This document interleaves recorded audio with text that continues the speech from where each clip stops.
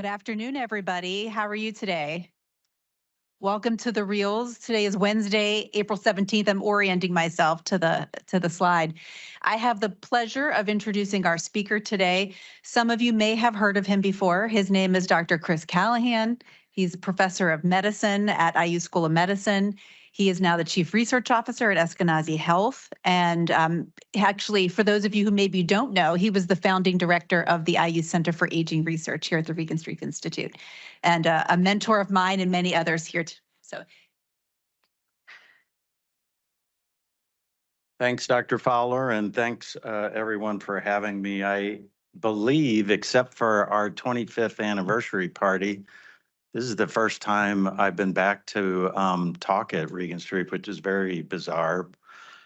So those of you that don't know, I've been part of the Institute since '88, and that's last century, '88. I don't have any disclosures. We are going to talk about this work that's going on at Eskenazi and building towards health equity zones. The work that I'm going to present is a very large team at Eskenazi. Dr. Patzer has arranged for that team to come over later this summer and interact a little bit more one-on-one.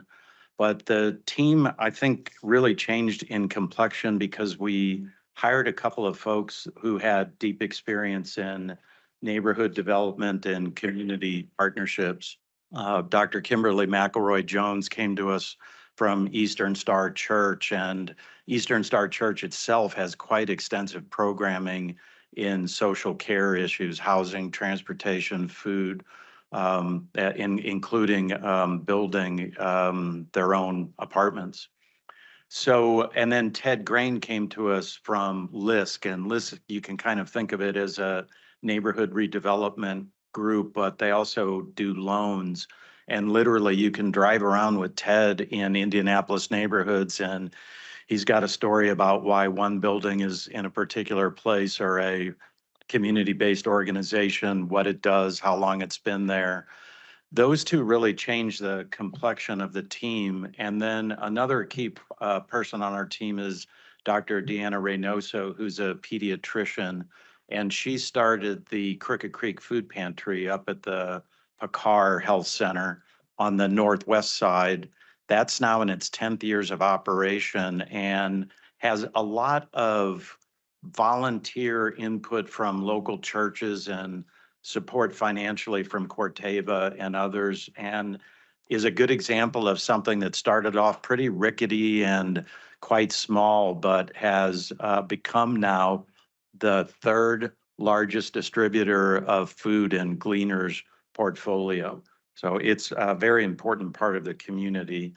There's about 6 other people that I won't go through, but I wanted to make sure you knew this is a relatively large team at Eskenazi now and supported by their administration. I'm not going to talk about any of this because you all already know these things. If you haven't seen the Fairbanks report, you've probably been living under a rock if you're at Regenstrief Institute. So it's up there if you haven't seen it before. But what we have used as a framework in terms of building our infrastructure is that National Academy of Science, Engineering, and Medicine report that is listed there too. Those, I think, 2 reports would give you a good background if some of what's up on the slide is new to you. I want to describe some of the key assets at Eskenazi that are supportive of health equity. I want to try to tell a picture of why it is uniquely situated in this community to do this work. And then we have been on this journey for about 5 years now, and I will give a bit of a progress report and then talk about our early plans for evaluation. I hope to leave time for discussion because I know some of you have research interest in this area, and some of you have already reached out to one or more members of our team just to learn more about this work. So let's talk about key assets. I don't think I can overestimate the importance of these 4 leaders. That's Dr. Harris, who's now been CEO of Eskenazi for more than 20 years.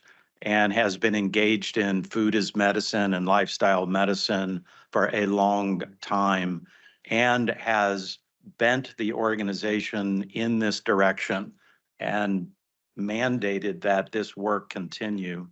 Many of you are aware of Dr. Kane, who runs the Marion County Public Health Department.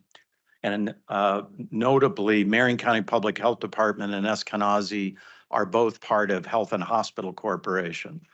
But those two work together exceptionally well, particularly on this interface of public health like vaccinations and childhood mortality. But I will say there is so much more room for synergy between Eskenazi and the Marion County Public Health Department. It really needs people, and those people need funding to take that relationship to the next level. Some of you may not be aware of Dr. Hout, who runs the Eskenazi Federally Qualified Health Center. We'll talk about that health center a little bit. She's also a pediatrician, has been in that role for, I think, 5 or 6 years now. And she was in that role as we transitioned to an FQHC and as we had Medicaid expansion. And I think Bill is here somewhere, Bill Tierney, but what Bill would tell you is the notion that primary care breaks even or has margin is like earth shattering. And it completely changes what the primary care can do and the kind of services they can provide. And then lastly, Ashley Overly, who's been one of Malaz's mentees and part of the CHIAS program, runs the Sandra Eskenazi Mental Health Center, which will be, we hope, transitioning into a certified community behavioral health clinic, which will give it a payment structure, hopefully again, similar to the payment structure for the FQHC, which is very beneficial. These four have really leaned into the social determinants work together, and it makes all the difference in the world as you try to navigate a complex healthcare system like Eskenazi. The staff are the same way. Many of the staff are there because of this work. And then we have a track record of wraparound services and addressing social care in these other legacy programs that continue. Well, I mentioned the collaboration with MCPHD, but I think you also cannot underestimate the importance of community trust. And Eskenazi often ranks as one of the top hospitals in the state and often in the nation for community benefit and community trust. If you haven't seen these data before, if you look under Loan Institute, LOWN, not LOAN, you can look at the rankings of hospitals for community benefit. So the other key asset is these clinics, these 14 primary care and mental health clinics that are under the umbrella of the federally qualified health system. They are already in neighborhoods of high need. That story started 30 years ago. And Regenstrief and some of my junior colleagues at the time, because I was junior at the time, helped Dr. Mamlin and others do an investigation of the neighborhoods to suggest where these clinics might go. And they've been there now for 30 years. They've been built and moved, you know, a mile to the west or the east or the north or the south, and they've grown larger and larger, but they're all located in neighborhoods of high need. I think you'll be able to see the flags here. The yellow flags are all the sites of those clinics, and they're overlaying what the census tract would say was our highest need neighborhoods. Everybody here knows that all of that infrastructure, including the hospital, is under an enterprise electronic health record, and that health record has the capacity to support social care. If you think about those key assets that I just described, the leadership that's on board, the staff that's on board, a track record in this area, clinics in the communities of need, and then all covered by a single electronic health record, you just don't see that in many communities. You don't see that in many health systems. Health systems will have one or two of these pieces. Maybe they'll have three of the pieces. So it's a really unique opportunity to do this work. The food is medicine is where we have the longest track record. Again, that comes largely from Dr. Harris and more recently from Dr. Reynoso. But that has been a very clear lane that the community has said, yes, that is something that the health system ought to be engaged in, whether it's weight gain prevention, the kind of studies that Dan Clark and others do, or diabetes prevention program, which Regenstrief was part of 25 years ago. Some of you may not know, but the Diabetes Research Center was here for most of the time that I was here. These programs that are already evidence-based, the key now is trying to get them to reach the people that are in greatest need. So switch now, we're going to go on to our 5-year track record. I will move through this relatively quickly so you kind of get the phases. Around 2019, Dr. Harris and the other leaders said, we have these centers of excellence like the burn unit or the trauma center that has been able to do the wraparound services and address some of the social determinants of health, but it isn't system-wide. And what they asked for was for the team to make this system-wide. What would it take for that kind of work to be happening in every one of our clinics? This is expensive, and it is a very complex and weighty infrastructure, and we have spent a lot of money putting it together without third-party payment. So most of that funding has come from Eskenazi Health Resources or from the Eskenazi Health Foundation. And they gave about $500,000 to launch it. We used that money to recruit some of the people that I talked about. And then when we had those folks on board, we began the discussions with the community. That takes us up to 2021. And it's relatively easy to turn on universal screening in Epic because it already exists. You turn it on, but it is a very large cultural change for the providers. I think when you've been around for a long time, many of you will remember that there were other things that were big cultural changes, like we didn't always screen for hypercholesterolemia. We didn't always counsel people for wearing seatbelts or helmets. Those were things that primary care might have pushed back on. I see Dr. Imperiali, who I haven't seen for a while, and we didn't always screen for colon cancer. Things change, but it is a big cultural shift to say to people, now part of your day is you are going to screen for social determinants, but also nobody likes to screen for things that there's nothing they can do about it. And so you have to put things in place so people can, and this has largely been the work of Dr. Reynoso because she has wonderful credibility with the primary care teams and just beginning to put the teams together in a way and provide the information in a way that we could work this in.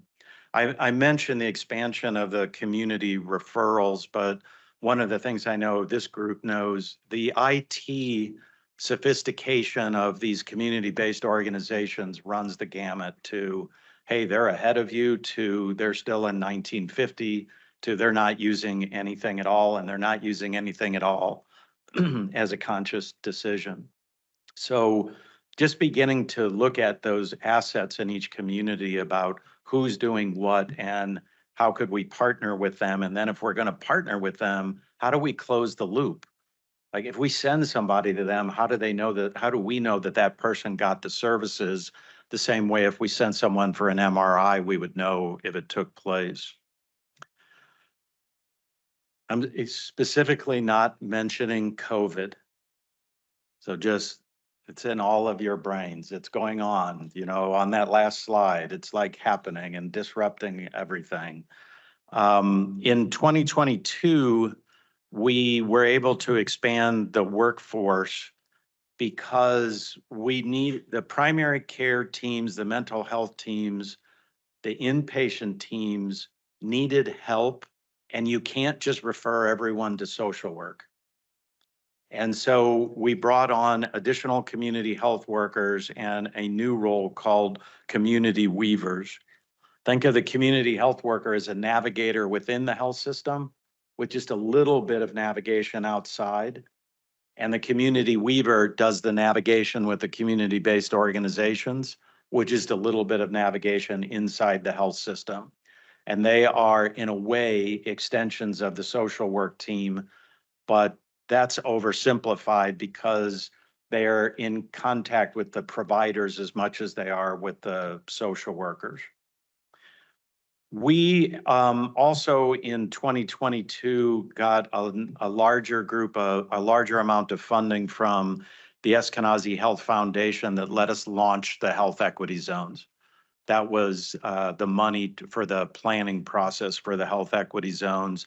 And simultaneously, they launched a $60 million campaign, which is now reaching its goals, called Beyond Borders, which is raising money not only for SDOH, but also for mental health care and the integration of those two with primary care. Then what we found is that as you begin screening, you're uncovering a lot of unmet need, and you're inviting people to tell you about it.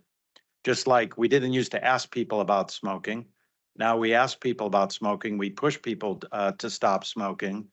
Most of us aren't smoking ourselves. And now what is it that you're going to do? And are you going to overwhelm whatever program that you have if you refer all of these people to them? We found that very quickly with the food pantries. There are dozens and dozens of food pantries that if you go on Find Help Now or 211, but they're small. You know, most of them are only open 1 day a week. Many of them are in the basement of a church or a closet for our community-based organization, and they're really not to scale. And what Gleaners was looking at was people that could take that to scale the way they have taken the logistics of the food procurement to scale. So we expanded this Fresh for You market concept and then made a bus that was the Fresh for You market on wheels so it could go into the food deserts. And that's all accelerating these community partnerships, particularly within the health equity zones. So going back to this National Academy's report and thinking about what I'm saying about infrastructure, these are the 6 or 7 things the National Academy said that health systems should do. They are recommending that health systems do this in order to integrate medical care and social care. And you can see we've been talking about some of these, but every one of them is very expensive. Most of them are relatively large cultural changes within the healthcare system, and none of them are supported by any magical funding besides philanthropy. So we have engaged with this as our framework, and I think we are getting to a phase where we would say, at least in its beta version, this framework is in place. Couple of the controversies. We do get pushback that we are medicalizing social problems because to some people's ear, you know, you say social determinants of health, they just hear poverty. You say social determinants of health, they hear racism and see it, or no economic opportunity. So there is a conversation I think that we have that will never be over about the proper role of a health system versus other components of the social safety net or other components of community and neighborhoods. We also hear internally, because it is internal funds that are supporting this work as well, that they would be better served, maybe for a pediatric ICU or another primary care center or enriching mental health services. So there's always competing priorities for what the health system might spend its money on. we estimated, this is an article that's just come out this year, that we're spending about $1 to $3 million a year on this infrastructure. And we argued many health systems would have to spend more than that because they didn't have the infrastructure that Eskenazi already had in place. So you didn't have to build the neighborhood-based clinics to begin with, for example. What that doesn't include is the millions of dollars we're spending on the care itself. So we're spending about $500,000 a year just on food. And we buy food at reduced cost from Kroger and Second Helpings and Gleaners. We thought during COVID that the demand for food was going to plateau and then come back down. And it hasn't, it just continued apace. So Crooked Creek Food Pantry is about every 2 years doubling its food provision, and Gleaners asking them to do more. We redesigned part of the clinic, which was never designed to give out that volume of food, and redesigned the parking lot for the food line. If you go by Crooked Creek Food Pantry on a Tuesday and you wonder why the cars are all the way out on Michigan, that's what's going on. It now has the police out there to help with the traffic. The social care infrastructure is not separate. You can't think of it like as sitting separate. It touches every other part of the health system. And this is a big education for something like me because it touches part of the, the organizational structure of the health system that I don't even know what they do in that office, but we have learned from breaking things. And then I want to talk about this thousands of potential partners because that's not hyperbole. So think about the complexity of the potential partnerships in a relatively small major metropolitan area like Indianapolis. You've got the 5 major health systems, and we have a Central Indiana Alliance for Health Equity that has representation from each of the health systems that is trying to collaborate and coordinate on some of this work. And it is amazing how simple it is to do something at one and how complex in the other. And you can make no assumptions about where it's going to be simple or easy, or where they have 3 people that make that decision, or 1 or 10. This nonprofit picture of Indianapolis comes from the website that's below if you want to dive deeper into this, but look at all of these. These are all of the people that, ring the phone or send you an email, or we're sending them an email or ringing their phone to say, do you want to partner? It's a big logistic interface. And every time you go into a new area, like we're interested in housing, you've got a kind of a microclimate or a subculture that deals with housing, which would be slightly different than the group that deals with homelessness, which would be completely different than the community organizations focused on transportation or any other way you could slice these social issues. Most of the major employers, including the third-party payers, their foundations are interested in this work, and their employees are interested in this work. So they are a source of money, but they are also a source of volunteers. What we have been trying to organize, but we haven't quite cracked it yet, is they are also a source of expertise. There are people that know logistics a lot better than we do. I mean, picture the person at Kroger that's already their job. So we're trying to figure out how to have a binding site with some of that expertise with our major employers, and then, of course, the philanthropic organizations. I'm going to shift a little bit to how we're managing this controversy and cost and complexity. The first is information technology. You all already know that, and it's been a huge help. I will say, again, as many of you know, it doesn't matter how wonderful you make it or how many problems you solve with it. It's an expectation. Somebody here, I don't remember who it was, had a metaphor that, when you get off the plane, you don't congratulate the pilot for not crashing. It's an expectation that you're going to arrive safely. Really, what you're complaining about, did you make it easy? Did I have delay at TSA? Was the flight on time? There's a lot of that perception around information technology and electronic health records. It's like going, do you know what we had to do, to make this work in this particular way? Let me show you. And nobody cares.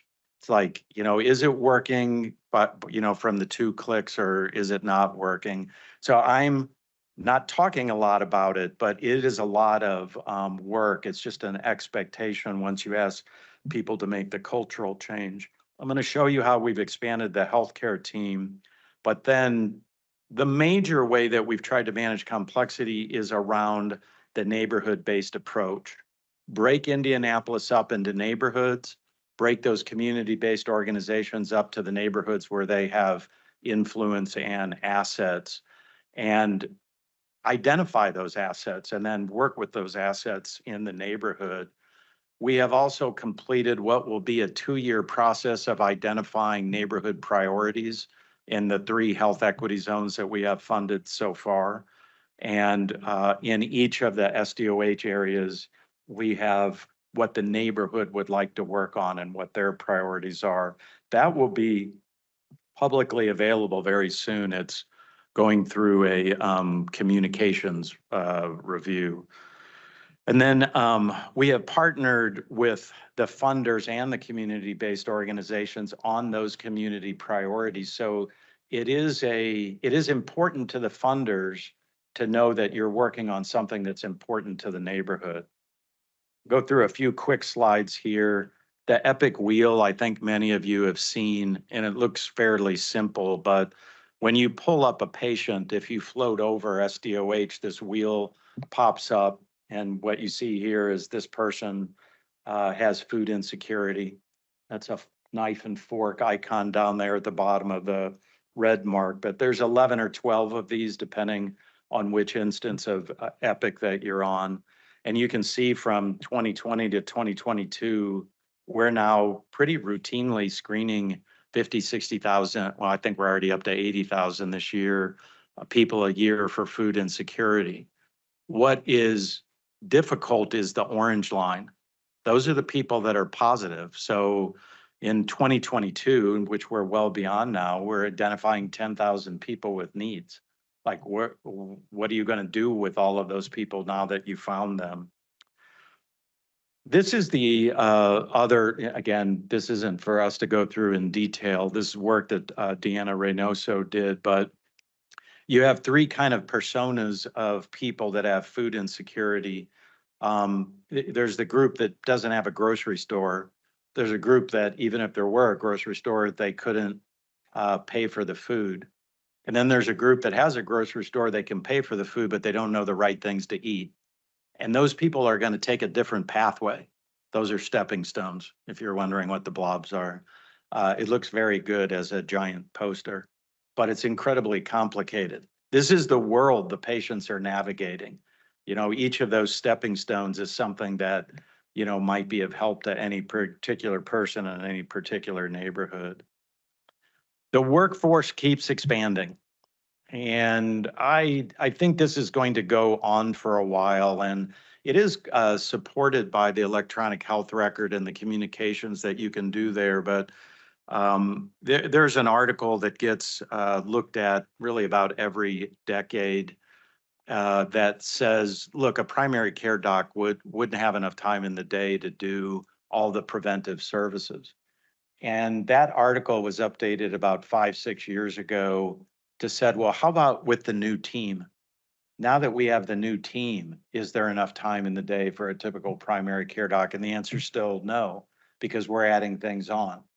And we added on the complexity of having discussions with that team, which all of in clinic, you're there, like, I want to see this, patient that's right in front of me, but the social worker just wants to talk to you about a patient that's not there, or you've got a text message from the community weaver, and that's all changes the nature and sort of flow of patients in clinic.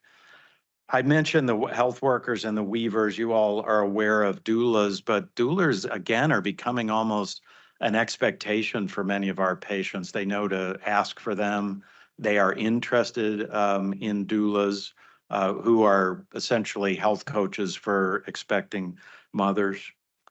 We have added SNAP counselors, and we want to graduate you off of the food line. And Indiana has one of the lowest rates of SNAP in the country. And its SNAP use is lower than all of our surrounding states. And we kind of make it difficult for people to get on SNAP. And so we literally, Eskenazi has hired counselors to help people get on SNAP because the process is so complicated. Nutrition coaches have been around a while, and this is some work that, Dan Clark and Lisa Harris were doing 25 years ago, and others here. Mental health has a team of peer recovery coaches. There's such a large team that they have peer recovery coach supervisors. So you kind of get the feel of, this relatively large infrastructure. When we took a look with our human resources group, 200 of these folks are at Eskenazi right now. I can't even imagine how many are at IU Health, and there'd be a similar number at the VA. This is part of the way you deliver excellent team-based care now, but it is a new workforce, and it's a workforce that we're still uncertain how best to organize them and how they should best communicate. So what is a health equity zone? Many people just sort of picture a census tract or a census block. What we tried to do was identify geographic areas where the community said, this is our neighborhood. This has been done a couple of times in Indianapolis, and you'll see posters of this, like, where is, this historical neighborhood in central Marion County, and what do you call this? But just think about this for yourself. If someone were to knock on your door and say, hey, what neighborhood do you live in? And that's what people have done to identify these neighborhoods. Then sometimes the neighborhoods are identified by a community development corporation because they can draw down federal or state funds, but they have to outline their boundaries. Now, unfortunately, the boundaries of these neighborhoods, the boundaries of these health equity zones, they do not match up with census tracts. And the census tract data can be very misleading because you have many spots in Marion County where you have a wealthy neighborhood next to an impoverished neighborhood, and they're not only in the same zip code, they're in the same census block. We get into another problem with using those kinds of data because there's so few observations. Obviously, if you're doing this at a national level, you're not going to have hundreds and hundreds of observations for each zip code or census tract block. So these health equity zones, and we have mapped out all the health equity zones in Marion County, but we're only focusing on 3, and they're the 3 highest need, and they are along the 38th Street corridor. So one is International Marketplace, the other is the Near East Side, and the third is the Far East Side. So those are the groups that we work with. Who's the Community Development Corporation in this particular area? Who is doing what with the faith-based churches in this particular area, and kind of build out from there. Here's a picture of them. If you look at International Marketplace, for example, there's 2 tones of green there. There's kind of a dark or brownish green and then a brighter green. The dark green area is where we put most of our effort. And each of these health equity zones has an FQHC in it. If you look on the Near East Side, you kind of see 2 tones of rose there. There's more of a rose and more of a purple, but the rose is where we're putting our effort. Those are identified neighborhood boundaries, but poverty is concentrated in a smaller part of it. And that's why those are our areas of emphasis. It's the same for the Far East Side, which is the dark red and the paler red. The new Grandy campus, FQHC, it's giant. It looks like a small hospital. It's even bigger than the West 38th Street campus, if you are aware of the West 38th Street. That is in the Near East Side at 38th and Arlington. I won't go through this, but this was a 2-year process. Kim, Dr. McElroy Jones and Ted Grain and Dr. Reynoso and others developed this playbook.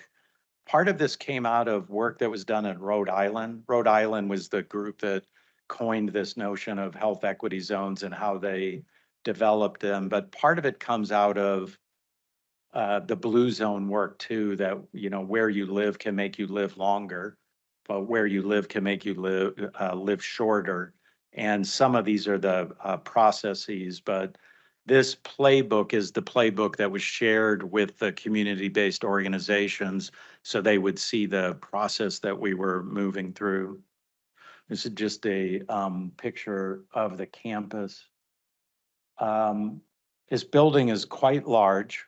It's going to combine 2 of our current FQHCs into one, and at the same time, see about 30,000 more people than those 2 are seeing combined right now. Marion County Public Health Department has space here. Unique, the United Northeast Community Development Corporation, the CDC for the Near East Side has space here. There is a community room that's specifically to support community meetings at the health center. There's a cafe there. There is a teaching kitchen that's about 1/3 of the size of this room. It's spectacular. It looks like you're on the Food Network or something, because who's ever teaching has a camera, down on the stove, and then that is projected around the room. And that is a group that there's children that meet there, and then different groups. You have diabetes, you have hypertension, that teach people how to cook. Again, all of this is like peeling an onion that you say, okay, well now we gave you whatever vegetable that we thought was good for you, but you've no idea what to do with it or how you would make it palatable for you. The co-location with the United Northeast Community Development Corporation is a portal to bring people into that. Some of you may know that sharing a parking lot with this, Cook Industries has supported a factory that is co-located with a new grocery store. And it is for people in that neighborhood. So one of the things, again, that Dr. Patzer and Hout brainstormed about and that should be happening is to do an economic impact analysis here. And what we're trying to decide is just how broad it could be, because the councilman that represents this area is wanting it to be broader, like give us a picture of all of this economic activity on the Near East Side. But I hope you'll hear more about that. We recently got, I have like maybe 3 more slides, so we'll make sure we stop at 1:45. Fairbanks Foundation supported us this year to continue growing this infrastructure of the health equity zones. One of the things they wanted to see us experiment with is, we have argued, as other people have argued, that Eskenazi can be an anchor institution. It can assist with economic development, and as evidence of this with the West 38th Street site.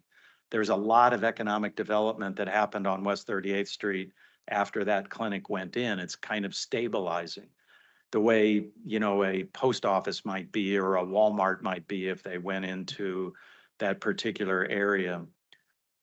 They also want to see, though, that anchor institution and its administrative functions, its operational expertise, could help stabilize some of the community-based organizations.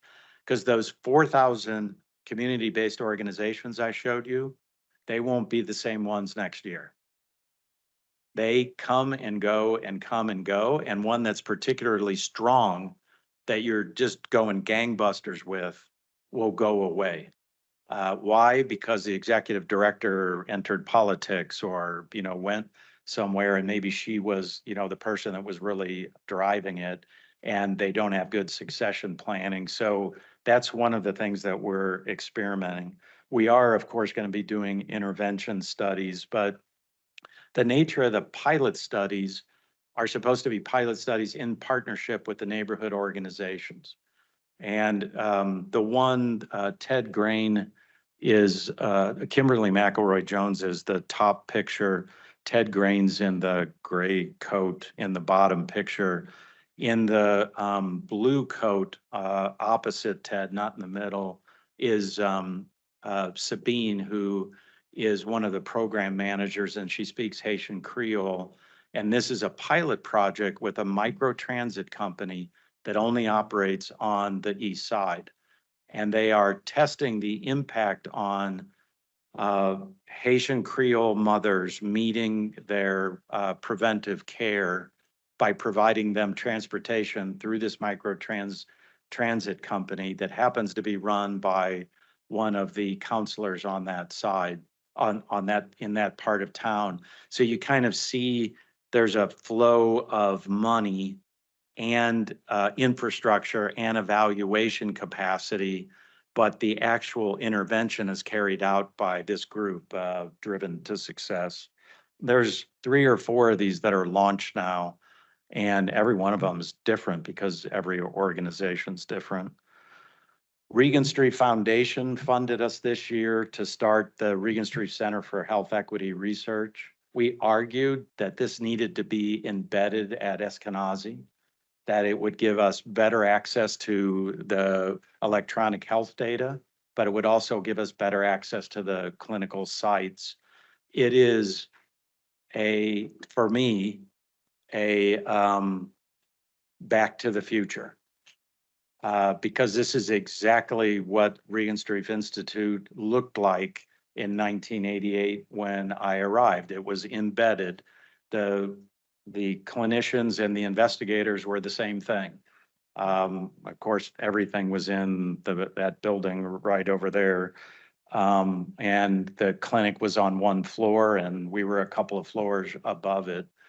We have worked really hard with the advent of this center to make sure it is integrated with all of these parts of Eskenazi that I mentioned.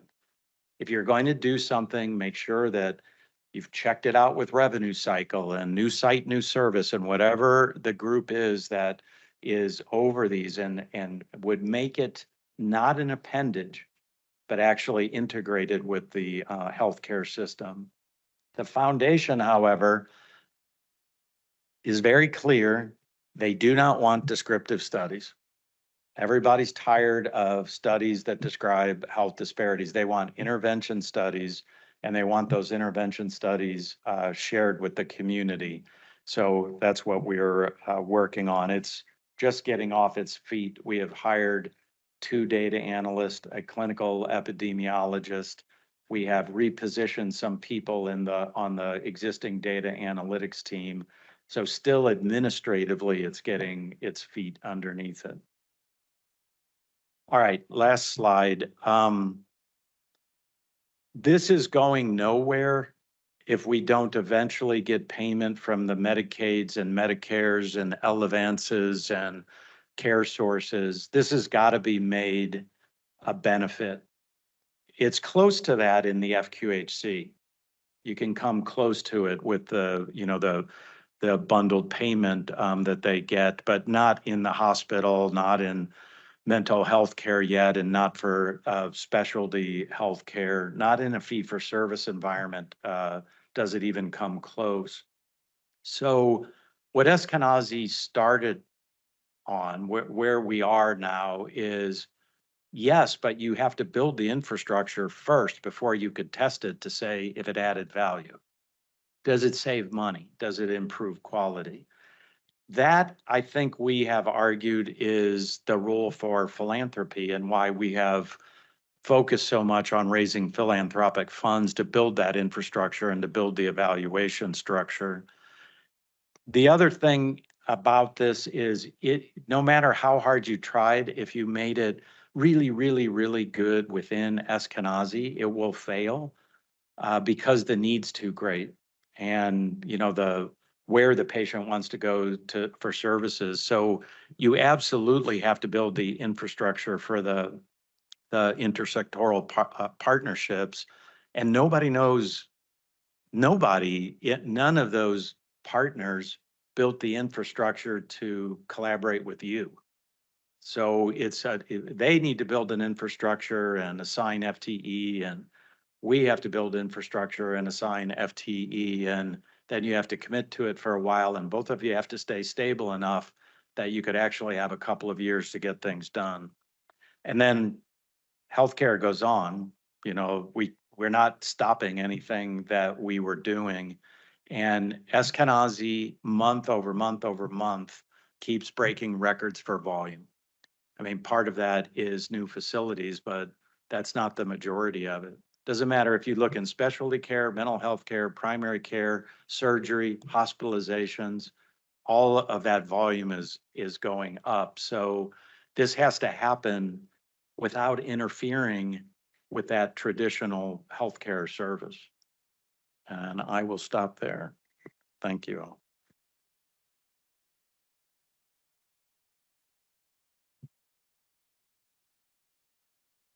Happy to take questions or comments. Yes, Malaz Bustani.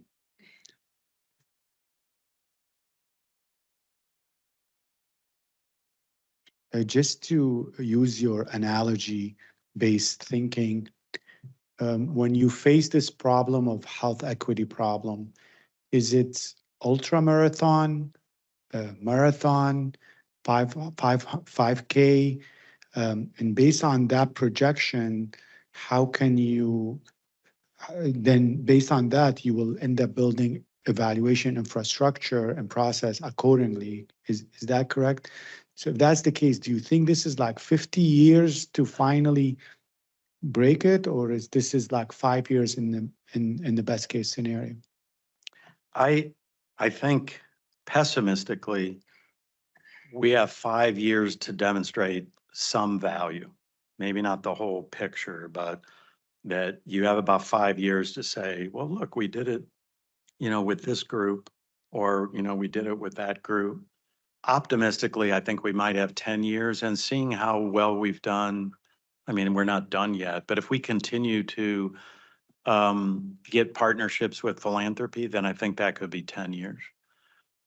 The advantage we have in some of these, if you look at health disparities, it won't surprise anyone that a lot of them are driven by lifestyle. But we are including racism and poverty in that. But then if you dive deeper, it's cardiovascular disease and cancer. And so things already that you can do. We don't have to prove that. Like, we don't have to reprove that control of blood pressure would reduce stroke, or lowering someone's Framingham risk would reduce heart attack, or if you get colon cancer screening, you're less likely to get all of those things. We're like, hey, we don't have to reprove that. We're trying to get people into those known programs. So that's, I think, a big advantage to us, that it isn't an experiment actually on does it work, it's how do you get it to the populations in need. Then lastly, I would say it is on the mind of community leaders, not the Elevances of the world, or the health care administration. We want to see the mortality gap narrow. There's very little evidence of that happening ever. What tends to happen is both groups get better. So if you go all the way back to the Whitehall studies in England, they're like, hey, whatever the lowest socioeconomic group was, their health's way better than it was 50 years ago. That's true in the US. But the haves, the wealthy people, are farther ahead of time. Just in your own work with the the monoclonal antibodies for AD. Chances are, because of the financial barriers, more wealthy people are going to get that than poor people. So you just, with technology, you widened the gap. And that's where I think it is a 50-year discussion if you're talking about a community label and really talking about narrowing a gap versus continuing to make progress on longevity or quality of life. Well, so you kind of hit on my question. It was related, and I can appreciate how you would evaluate these programs in the short term and even in like the 2 to 5 year mark. But that was sort of my question. So what's Eskenazi's return on investment? I mean, obviously they're a mission driven organization, but is it to decrease that 16.8 years along the Monon Trail? Is it to, reduce the overall rate of cardiovascular deaths in the state? Like, I'm curious, like, what are like the 50-year metrics? Eskenazi wants to see the health of Marion County improve.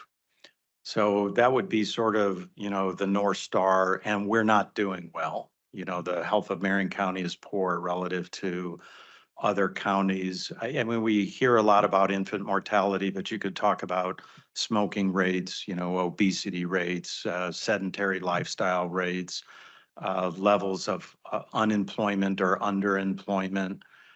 Now, we have fentanyl issues, all of these things that lead to early mortality or excess morbidity or an inability to function in the workforce because of disabilities of one kind or another. In that list is a epidemic of mental illness.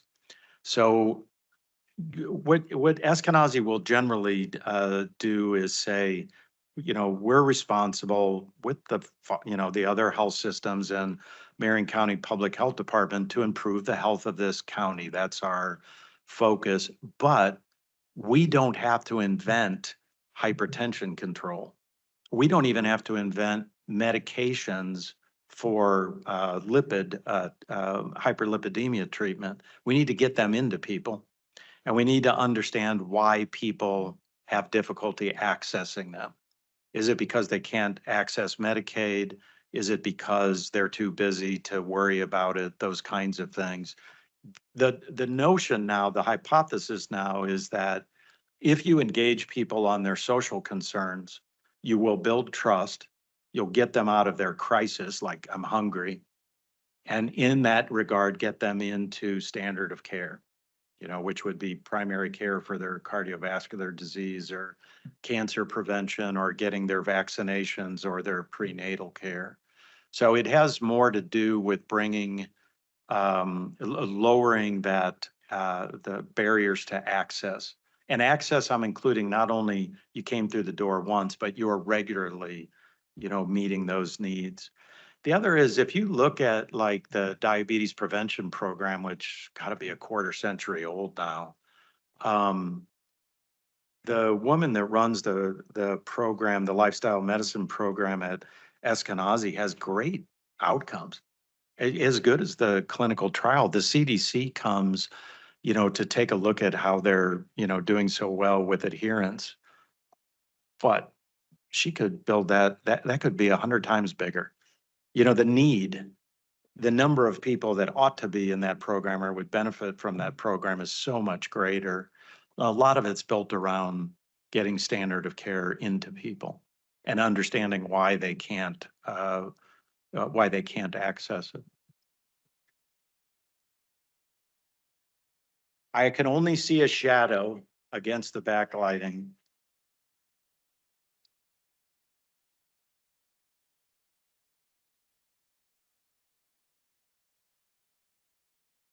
Okay, yeah, on now. I guess a question, comment.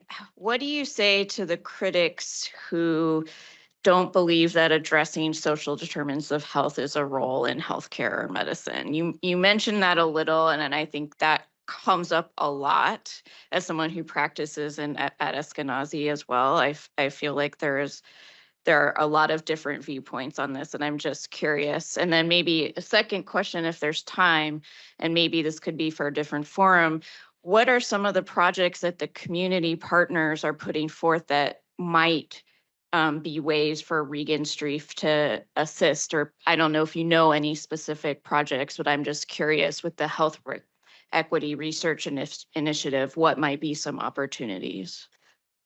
Oh, for the first question, I think that criticism is quite prevalent. I mean, with our colleagues, with people in the community. For the most part, I think it's really comes from three different places though. And I think that's part of the conversation with the critic of, what's the origin of your cynicism or, just your notion that this isn't good. One of them is we have plenty to do without expanding into that. Like just all of the things that I was just talking to Dr. Fowler about, like just stick to, getting people vaccinated and you'd be doing the service that the community really wants you to do, or, double, triple, quadruple your focus in smoking cessation. Our argument is that you can't engage people in that self-management or lifestyle behavior unless you address those social. That's one part of it. And it really comes from a place of let's focus, where we can do the most good. There's another group, which I said is slightly more cynical, and they view this as a money grab by the health system. And as the health system gets paid for this, that money is not going to be available to the community-based organizations. So you're essentially strangling their access to philanthropy or business or, membership by sucking that into the health system, which this cynic would say, was already, too big for its own good. The third origin of that criticism seems to be we're not very good at it. Like, you're not very good at it. Why would we let you do it? Look at the mess you made with this other stuff. So if there's any resources or any philanthropy available, give it to us because we're better, at doing this. All of those, I think, in the end, require evidence. And I think that has been an argument that we have been making, and it really starts with our leadership, not with me, that we will not be doing this 20, 30 years from now if we don't produce evidence that says it works. And for some people, it works because their health indicators get better. Some people, its quality of life gets better. For some people, it's cost less. By investing in this, the overall cost of Medicaid went down because we didn't have to do the kidney transplant or whatever the end result might be. For Regenstrief to engage, I would say very soon. I've been saying that for a few weeks, but we're going to have community profiles for the 3 health equity zones. And those list the priorities of that particular community. And they are a little bit cold for things that are in the healthcare realm.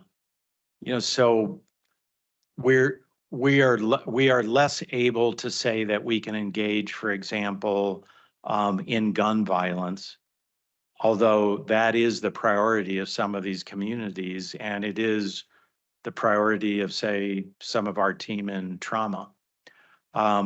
So what we tried to get was the intersection of the community's priorities and the clinical priority where we could either play a role or play a leadership role.